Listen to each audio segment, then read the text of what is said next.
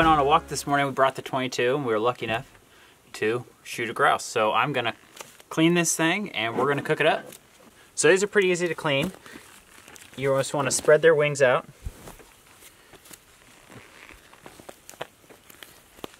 And get close to the body on it. And then you want to grab them up on their legs and just slowly pull up.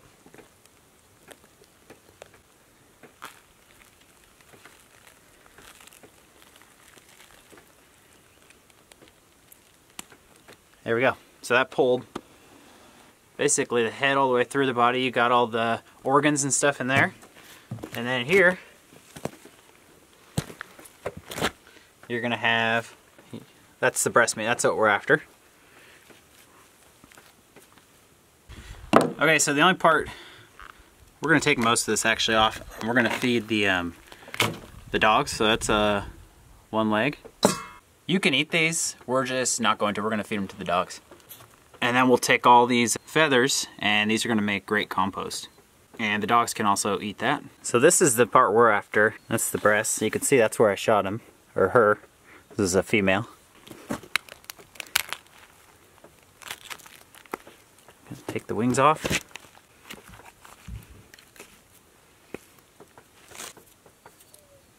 Okay, I'm just gonna take the breast off the bone.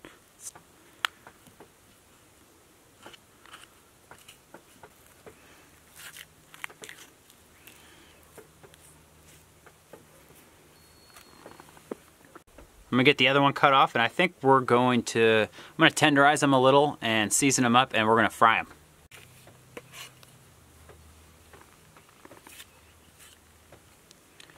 And there's our second one. We'll take those inside and clean them up a little more.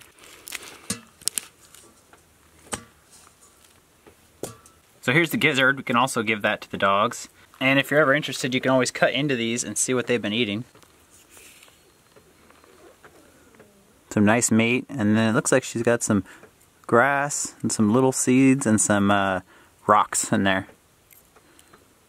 So cool, but the dogs can eat all that.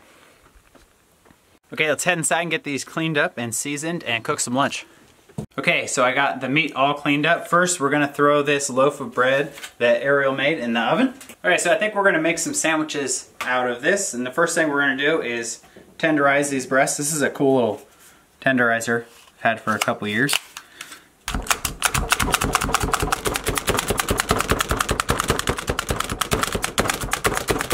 Okay, next we're going to do salt and pepper on them.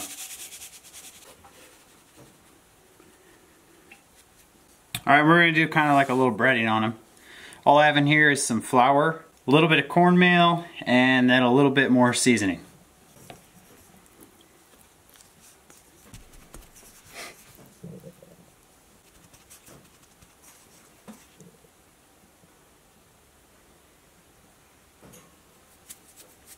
So we're gonna let the breast sit for a little while, and then in the meantime, we're gonna make almost like a little coleslaw salad to go with it.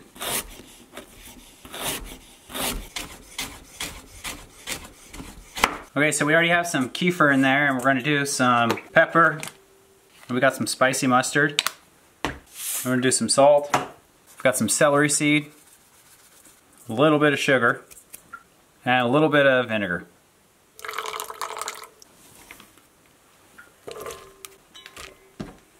So I'm also chopping up some bread and butter pickles that we made, and I've got some jalapeno, parsley, and garlic.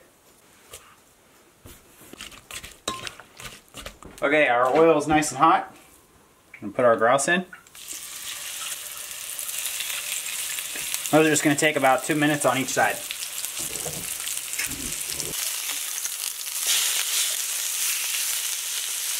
Alright, the grouse is almost ready. The bread's done. Turned out great. I'm going to try to, it's still kind of hot, but I'm going to try to slice it into some pieces we can make some sandwiches out of.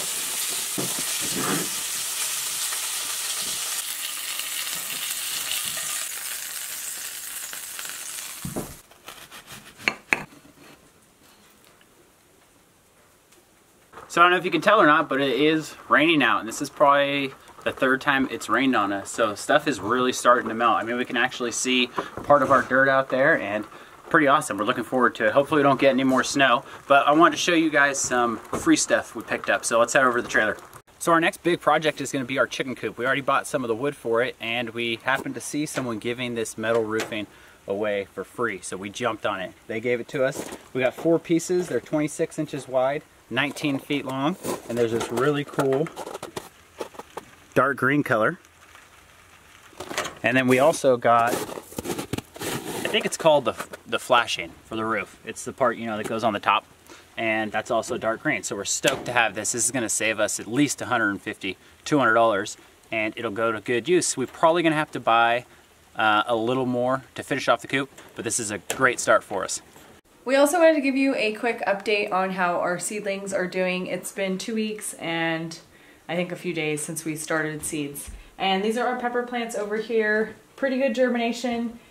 What happened at first, and I kind of had a feeling this would happen, is we haven't had enough strong light, and because these seedlings were started in a window, a few of them did get a little leggy, but we went ahead and picked up some lights. So we actually got really lucky. These lights are commercial grow lights. You can tell they have the red and the blue, and it's really just the blue that the seedlings need, but we were able to get those for $5 a piece, which is awesome. The ones usually you can find at Home Depot are usually like 40 bucks for a light. Last year we used fluorescent lights, but because we're worried about energy consumption, we wanted to stick with LED, and it seems like it's working better for us. So the leeks and the celery seeds are doing really well.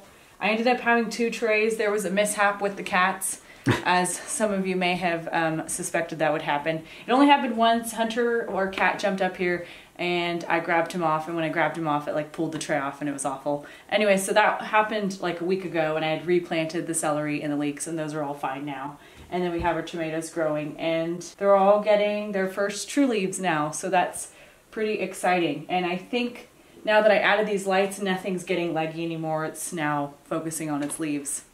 Let me show you the other rack we have. So we have officially turned our tiny house into an even smaller house.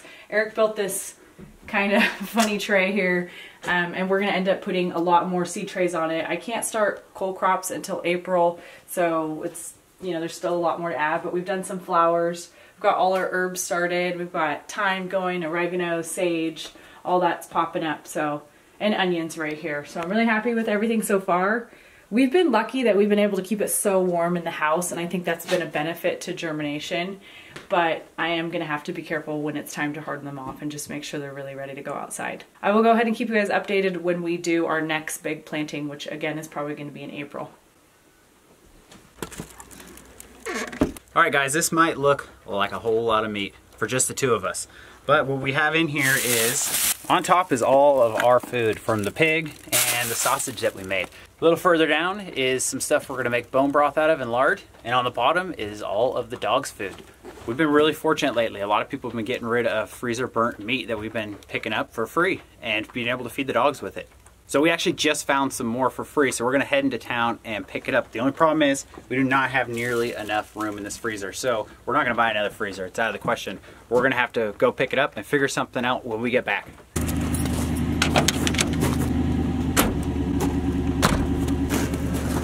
All right, so we made it back. This is what we came away with. It's a lot of meat. It's probably about at least 50 pounds.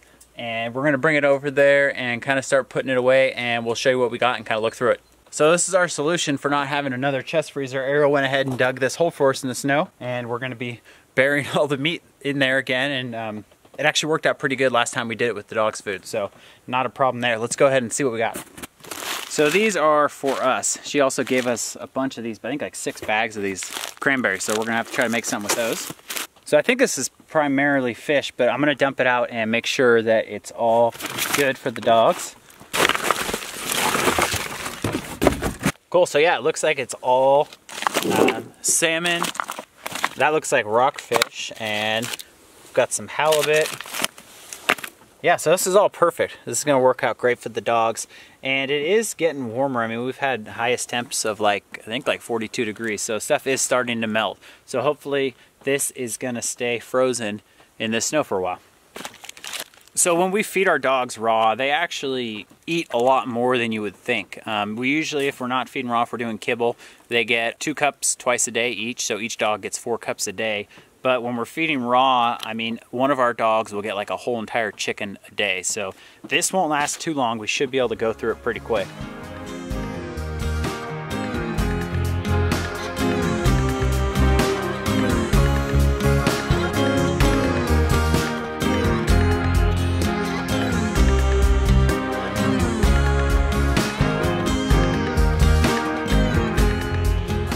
All right, so I'm gonna get that covered up with some snow now.